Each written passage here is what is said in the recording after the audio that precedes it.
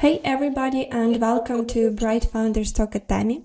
Tami is an international software development company that designs, builds and delivers software for sustainable businesses and promising startups.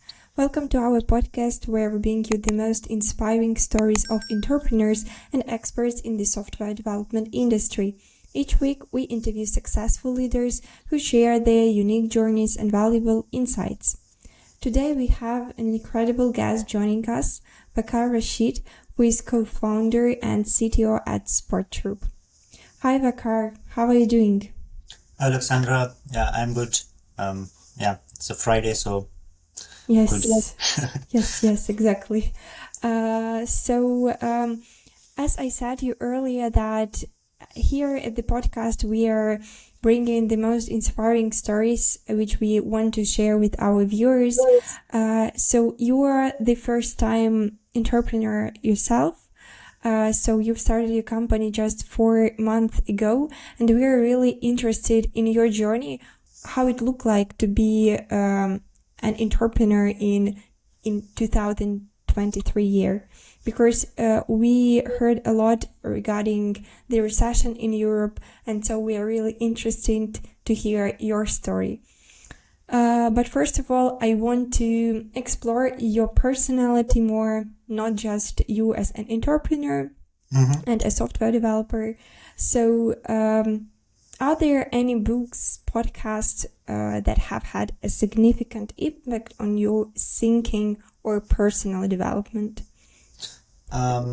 So I think personal development is a topic that is let's say not always, but since let's go to my background a bit.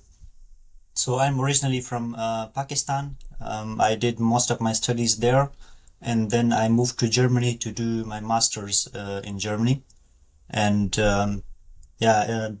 Germany it was a new country for me. The language was new, everything was new. So that's where you start, like the process of self-development started from there, because that's then some books or something. So they're in different parts of life, like in startups and stuff. There was also some resources, some books. The most book that I like is the Lean Startup by Eric Rice, and that's it's kind of gives you a fundamental of how you think. Basically, it teaches you basically how to think in a startup, and then other stuff. So I'm a electrical engineer and then moved to software engineering. So I'm somewhere in between. And most of the literature in startup you find is related to like SaaS, software as a service. And my most of something that's kind of motivates me, and something that I'm trying to learn as well, is how to like monetize a hardware as a SaaS. So it's a hardware as a service. And there I follow, I've been looking into like different SaaS. It's a YouTube channel by Dan Martell. I don't know if you know it. And I also then got his book, which is something I will read in coming weeks. I've been trying to find the time for it to read. It's something called like Buy Back Your Time, where you go through a few weeks of kind of auditing your time, and then you find out what is taking more time, and if you can offload it to something else, someone or something. So nowadays you are combining those, let's say, business topics and some kind of software development topics as well. And is it hard for you, for example, maybe because we sometimes can divide people that you are more on the business side or more in the technical. Is it hard for you? Just to maybe we will talk about this in the next questions as well, in the upcoming questions as well.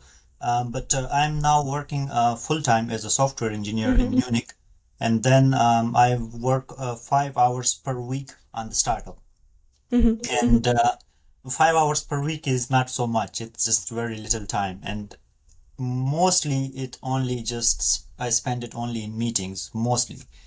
So I don't get to do any technical work. I want to do it, but it's just like I can only get started in that much time, and then the week is over. So what I'm doing is basically trying to outsource some of the software development and actually hardware development as well, and focusing myself more on like making the team better. So I want to make the team better so that it can function without me. Then I can focus on the software development or hardware development or stuff like that. So sometimes it's challenging, but yeah, it's fun so far. It's a learning journey. I mean, I'm used to learning the technical stuff, but this is something new for me. Yeah, it's really great that you managed to combine those things which you like to do, as we can say, coding and software development, and also your own company with all of these business topics, business meetings, and so on. Yeah. It's nice. Okay, so I've mentioned that your company is SpotTroop, and some kind of creative question. If you were to create a tagline, let's say, or slogan for your company SpotTroop in the style of a movie poster, what would it say? And what actually picture or image would you choose for it?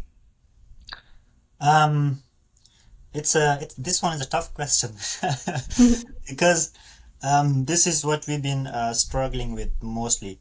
So usually, like when you apply to stuff or you go to exhibition or something, you have to show a mission and a vision, and maybe you want to design a poster or something.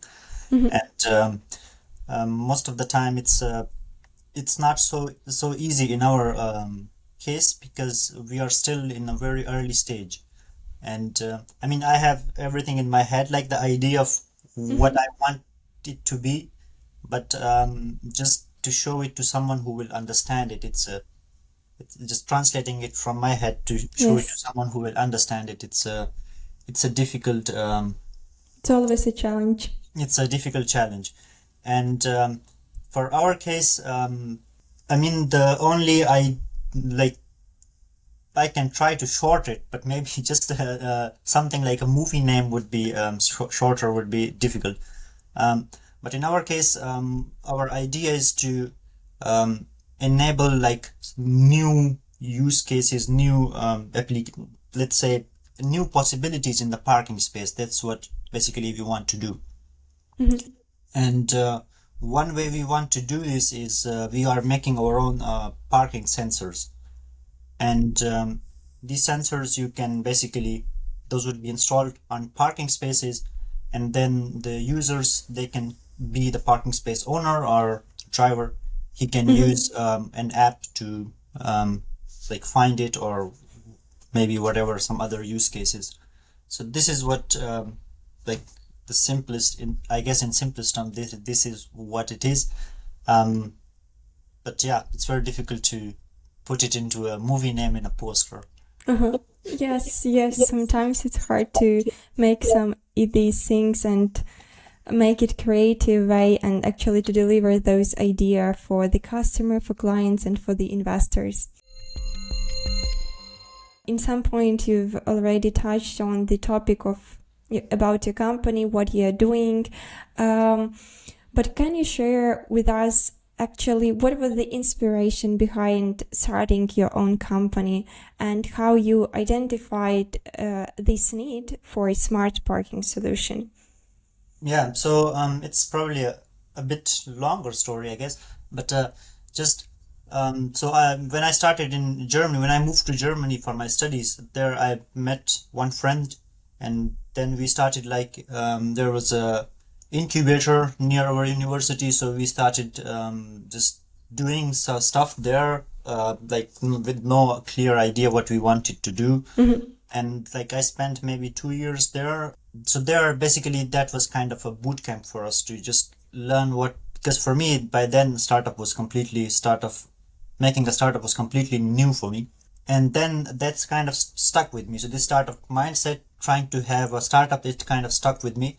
And in 2019, after I finished my master's, I started working in another startup, which was also very close to that area.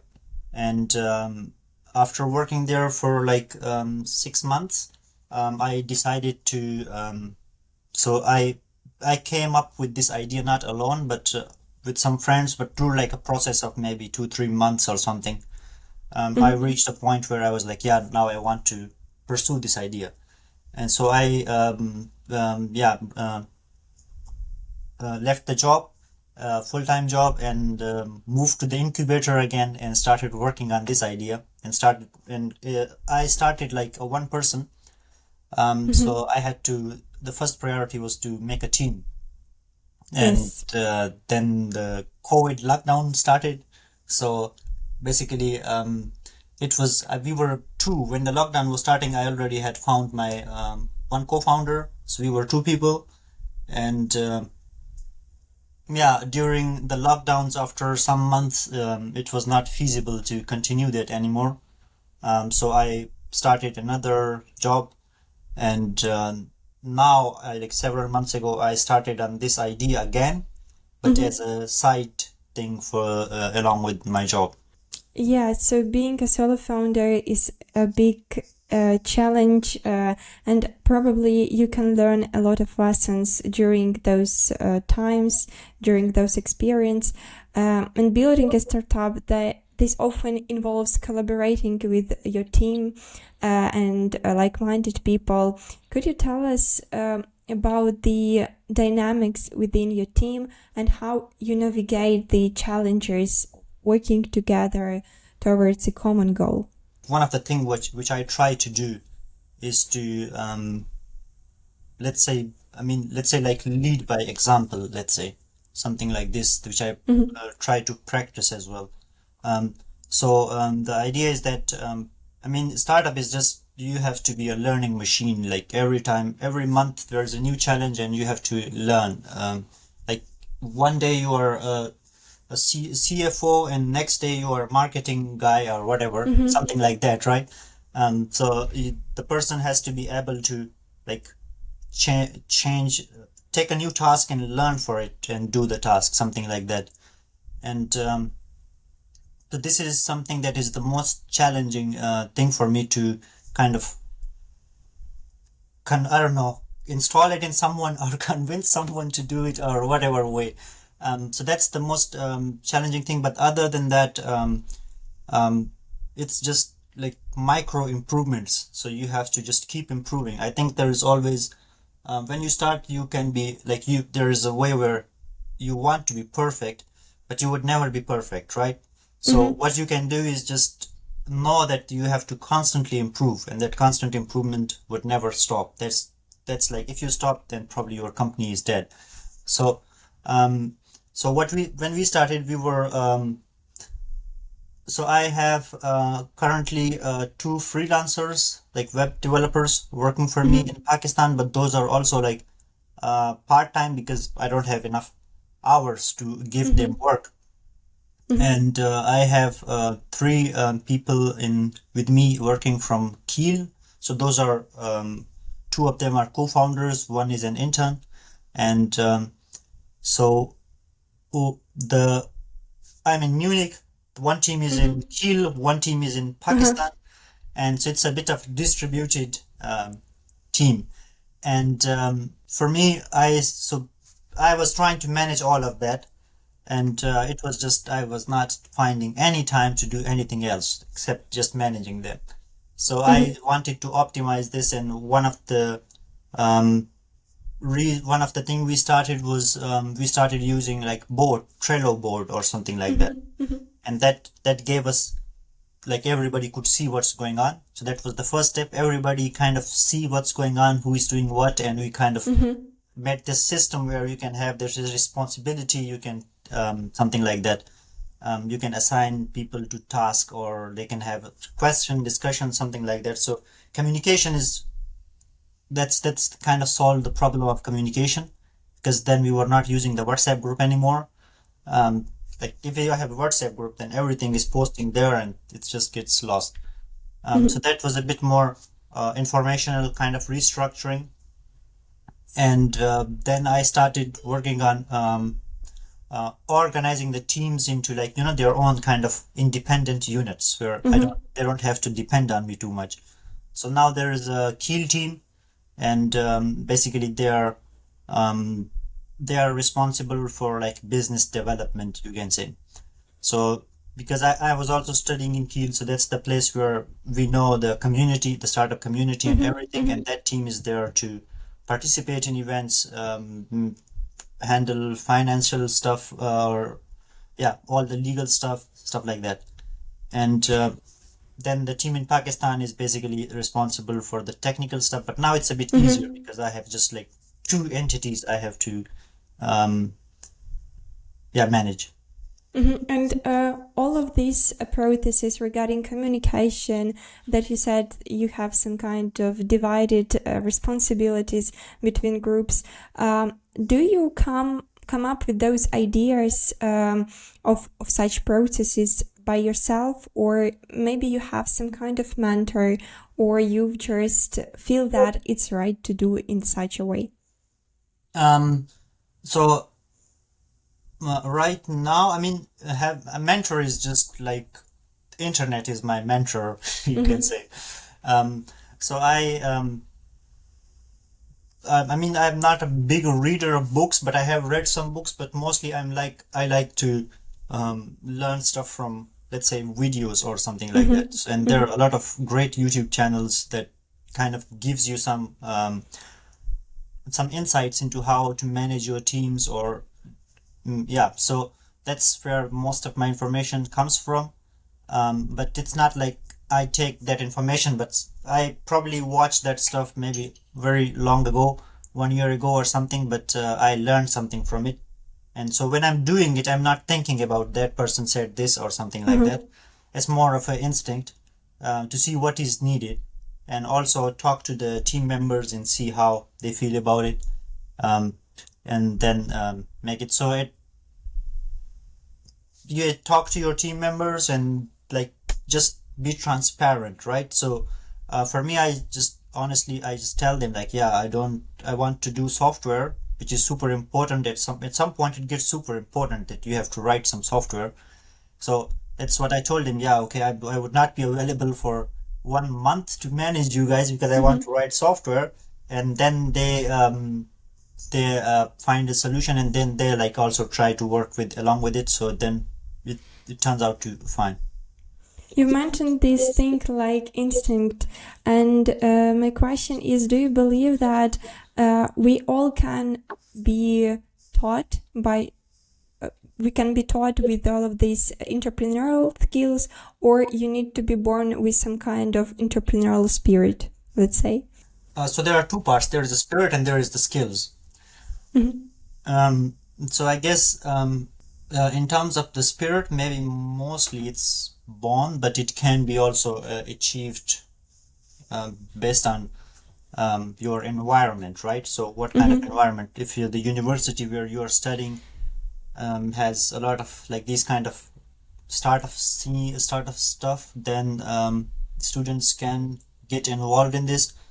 I think learning, it can be learned because there are so many, I forgot the Y Combinator, so there are so many resources that you can learn from, but you need to have some kind of internal drive to go do something, achieve something, and that will keep you moving. So at times it would be very difficult. You would think the idea is not worth it, it's just the most useless idea in the world, and something like that. And in those times you kind of need to, you need a bit more internal drive where you actually want to do something. And so that I think that's internal drive is more important than the schools or stuff. That's like the first step. Of course you can learn like the theory, let's say the theory or whatever, like from Y Combinator you can go to some boot camps, not boot camps, but incubators and something like that, and learn the stuff. But I think internal drive is the most important. So if you are passionate about something, like you want to do something, then try doing it. And like there is this saying that if you fail, like fail fast. So that's like if you are going to fail, then just fail fast, and that thing is out of your system, and you can focus on the next one. So Yeah, that's definitely important, those internal drivers. And as well, I believe that environment you've also mentioned is crucial for your success, success of your company. And also, I want to say that to think outside the box is really important nowadays, because sometimes we create in our head a lot of borders, let's say, and we just need to overcome all of them. Thank you, Waqar, for this conversation. It was really nice to hear your story as a first-time entrepreneur in this year.